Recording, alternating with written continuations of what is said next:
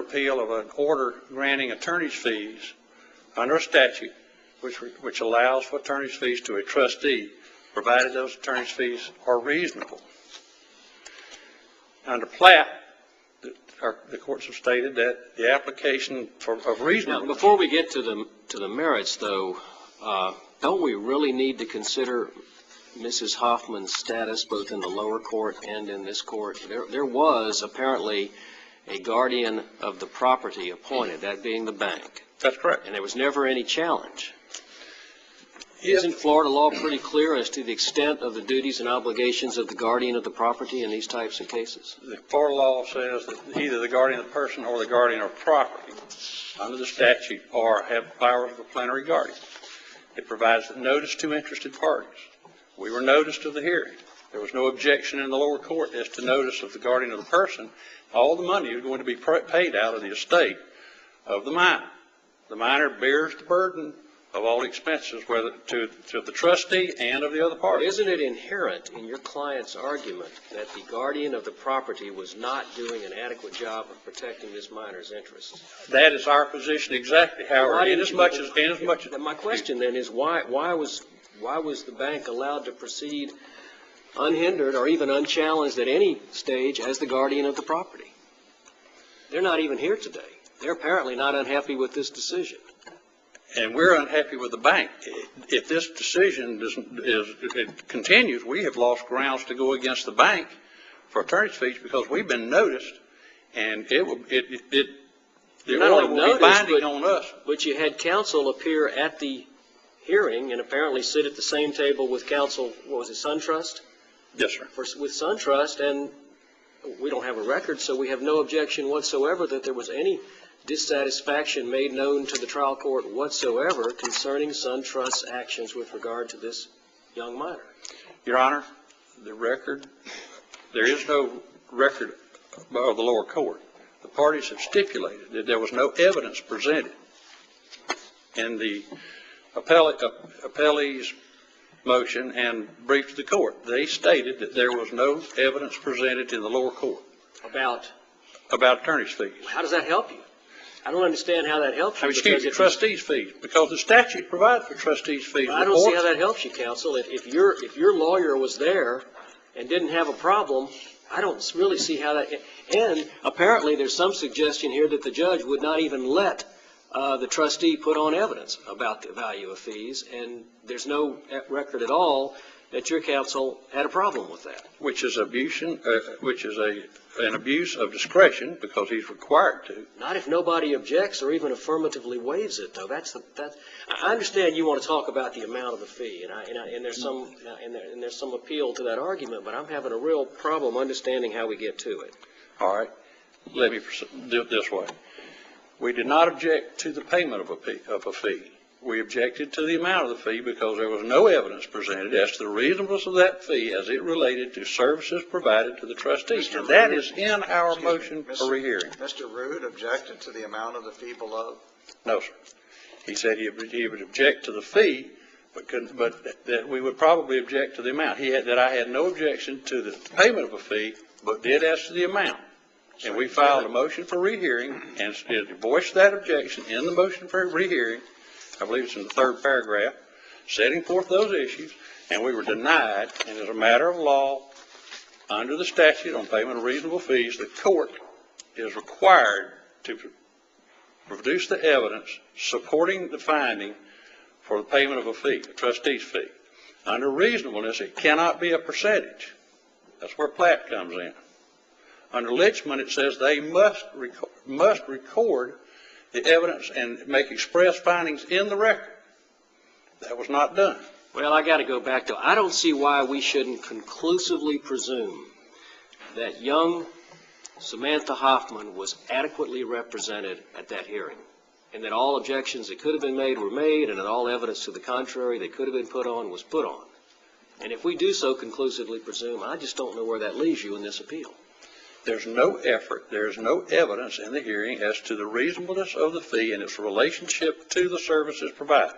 But we have an adversary system to answer questions like that. I would venture, I didn't practice in the area of probate, but I would venture to guess that in trustee fee cases, 99% are done kind of sub silencio.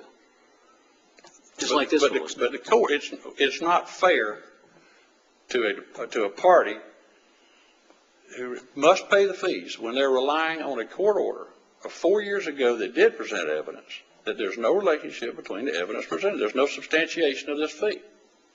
And the court's required, and the lower court is required to make that finding and express it in the record. That's what the cases have held.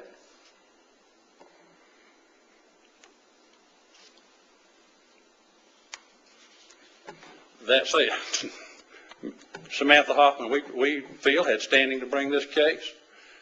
They did not object to standing in the lower case. We filed a motion for rehearing. That motion was denied.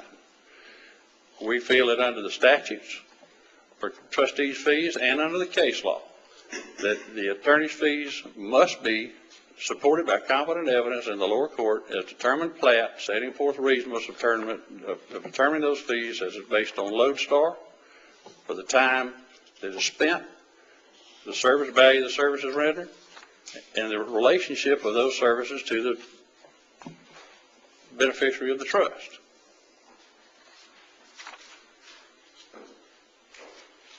I'd like to save the rest of my time for rebuttal. We will reserve your time. We'll hear from Mr. Bist.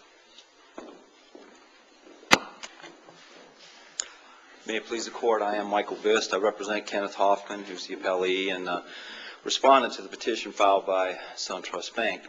And, Your Honors, I'd really like to get to the heart of this thing, and that is exactly what happened. And I know you all are familiar with the facts, but this case started in 2000. In June of 2001, a fee order was entered by Judge Crusoe. Judge Crusoe had held a hearing. At that hearing, appellant's counsel was present.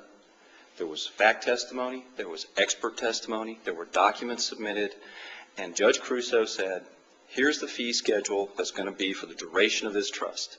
That's what he established at that time. Now, excuse me. Subsequently, the trust was terminated by judicial action.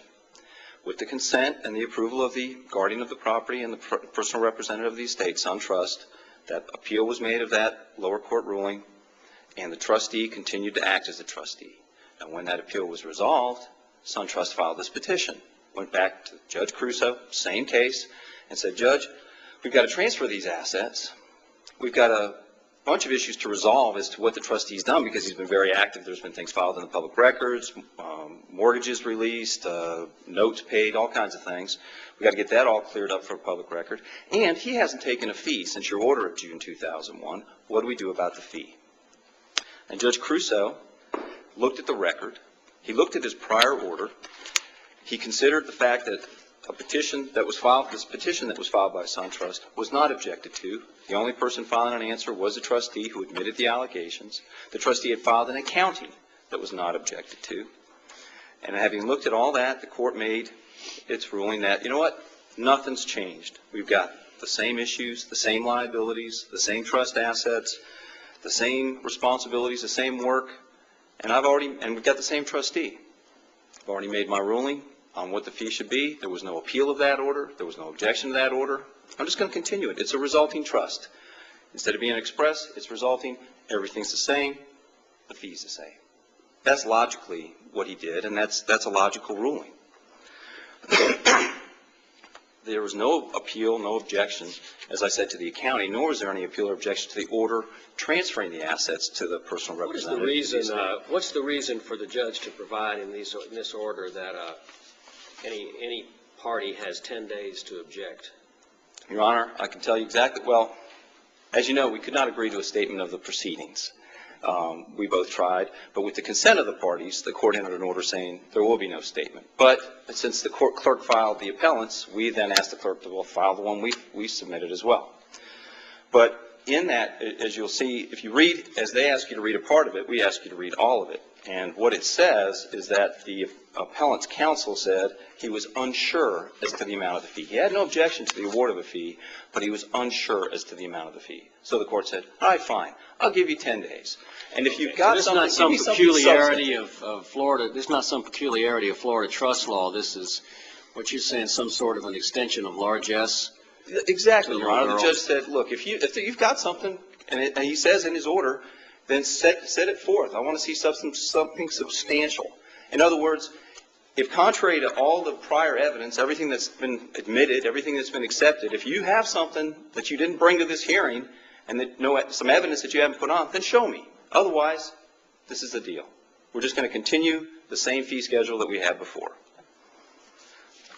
As far as the standard of review, I think it's pretty clear that the Florida Supreme Court in the West Coast Hospital case said that the amount of any fee is committed to the sound discretion of the court. As this court is well aware, if it's a discretionary matter, then there must be a showing of abuse of discretion. That certainly hasn't happened in this case. In addition, we already discussed the record, and we believe that based on Applegate, there is no record, and that the ruling of the lower court must be held to be presumptively correct. The standing issue, which Judge Kahn, you mentioned initially to Mr. Taft, and by the way, this is a trustee's fee, not an attorney's fee case.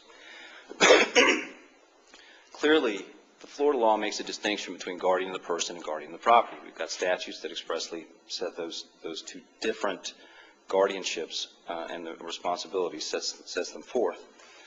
And the reason is because the special responsibilities of the guardian of the property. Under Chapter 744.441, the guardian of the property may prosecute and defend claims. The guardian of the person can't do that. More importantly, under 731.303, an order binding on the guardian of the property is binding on the minor and on the guardian of the person. Under that same statute, an order binding on the guardian of the person is not binding on the beneficiary, on the ward. The statute cited by appellant in their brief trying to create standing, one deals with guardianship fees and fees for attorneys doing work for guardians and simply says that the guardian must have notice, the guardian of the person must have notice. Well, certainly if the guardian's fees are at stake, they should have notice. Another one deals with notice to interested persons who are defined as an interested person or one who can bind an interested person. And that same statute defines the one who can bind the interested person as the guardian of the property, not the guardian of the person. Another statute deals with notice to beneficiaries and beneficiaries' representatives regarding accountings and states that the notice to the representative, the guardian of the property, binds the beneficiary. So none of these citations create standing for the guardian of the person in this matter. In fact, really the only way, based on the case law, that there could be standing for the guardian of the person in this case is if there was a conflict between the guardian of the property and the ward. There's been no conflict alleged. There's been no objection.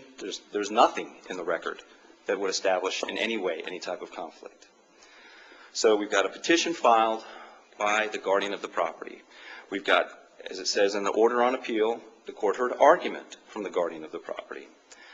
The court entered an order that was not objected to nor appealed by the guardian of the property. Based on Chapter 731.303, the ward is bound by an order, and so is the guardian of the person, bound by an order that binds the guardian of the property. There is no standing for the appellant in this case. We would also submit, and just very briefly, that there was no preservation of the issue that they now appeal at the lower court. As Judge Kahn pointed out, there's no record. Excuse me.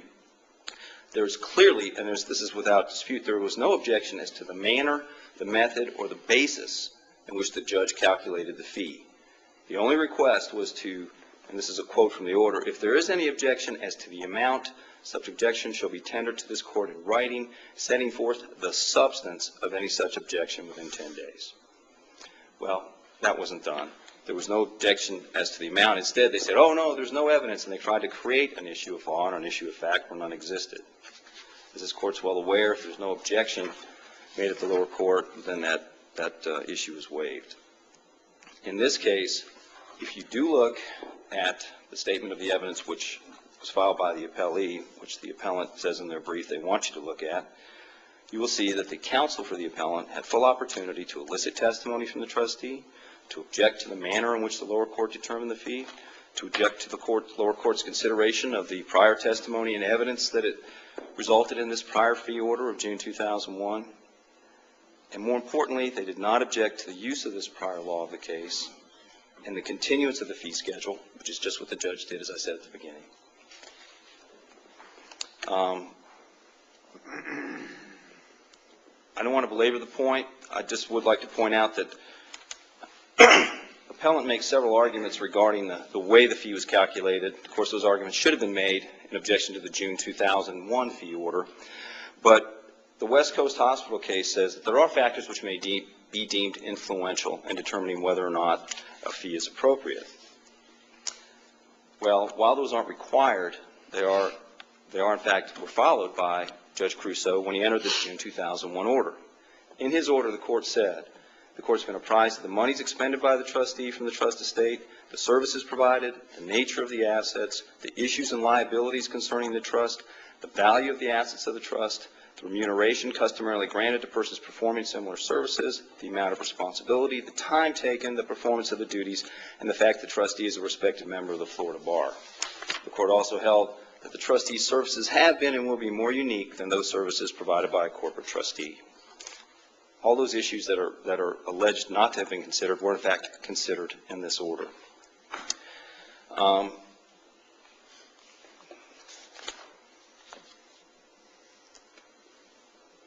May it please the court, it would be a waste of judicial time, it will be a waste of everyone's time and money to send this case back to the same court with the same parties when the same court and the same judge specifically found and stated in his order on appeal that the trustee's services, Mr. Hoffman's services, were ongoing, the circumstances hadn't changed, that it had gone from an express trust to a resulting trust, and none of this is in dispute.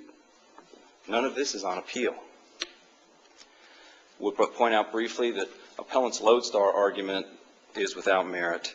The one case they cite, the Lickman case, simply says that in that case, when there were two trustees and the court was trying to determine who should get what fee and how the fee should be apportioned, the court said there must be some testimony or documentary evidence supporting the figure arrived at.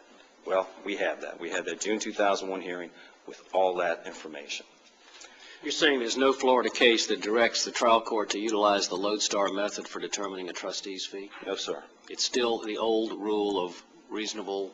Yes, sir. Under the circumstances. The cases cited were a guardianship one, which has a specific statute dealing with that, personal representative one, which has a specific statute. The only statute dealing with the trustee's fees under Florida law says that the court can set a reasonable fee without considering expert testimony. So I would assume that if you're going to have a lodestar standard, expert testimony would be critical. So the bottom line is there's been no abuse of discretion. There is no record. The appellant has no standing. They have not preserved the issue. And there is competent, substantial evidence supporting what the trial court did below. The fee schedule was set in June 2000. It came forward when the trust terminated by judicial action. It became a resulting trust. Nothing changed. Everything that the court had reviewed prior to that stayed the same. And the judge said, well, it's appropriate, it's logical, it's practical. We'll just continue the fee. Counsel, if your opposing counsel had been at the 01 hearing had said, we object to a fee based on a percentage as a portion of the corpus or the assets, they would prevail on that argument, correct? Your Honor, I can't tell you whether they would have prevailed or not in front of Judge Crusoe because Judge Crusoe had heard expert testimony from two different experts. He heard factual testimony, and as I read from his order, he had gone through all those factors that are listed in West Coast when he determined, you know what, the appropriate amount, the reasonable fee for these services is this figure that he came up with, was 2.5%. And there was such detailed analysis to come to his conclusion, I don't know that it would have been objectionable or sustainable. It's not per se unlawful for the trial court to base a fee award on a percentage. A trustee fee. No, sir. Trustee fee. No, sir. There's no case law that says that it is. There is guardianship law, personal representative law, but not trustees. That's all I have. Thank you. Thank you, Your Honor. May it please the court, excuse me. There's been a citation to the motion for hearing that is a part of this order, and I would like to read paragraph 4. Although this court's order recites that Kenneth Hoffman preferred variable services as a resulting trustee, it made no findings regarding the value of those services, the time Kenneth Hoffman spent those services, how those services were related to the trustee at all. The fees as to reasonableness, as you have already pointed out, it's the old reasonableness test, which Platt set forth as use it starting with the lodestar method and following forward. In subsequent cases, after the reasonableness test came in, Florida Bar set forth a schedule for attorneys, and they have applied that in probate for personal representatives, and attorneys' fees. Where it's been set out, those statutes have been changed, but every statute where it requires reasonableness goes back to Platt, and its progeny.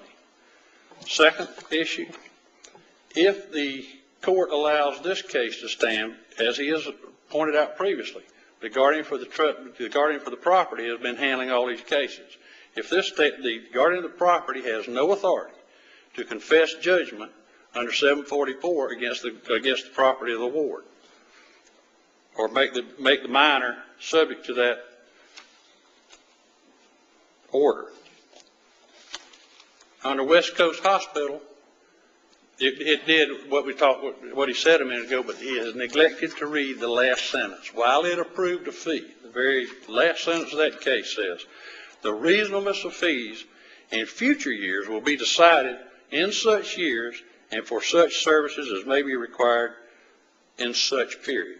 They had approved a percentage in that case as a fee. They split it. They said, we're going to approve it, but each year it will be approved as to the reasonableness of that fee and as it relates to the services of that case. West Coast Hospital, I think, is the determinative case of this matter, and it provides that the trustee's fee, that the factors for reasonable fee be applied to the trustee, and that begins with a lodestar method. To do otherwise is having this minor pay its fees out for a trustee's fees that it cannot object to later, because it'll be res judicata, and it's going to be too late. Thank you.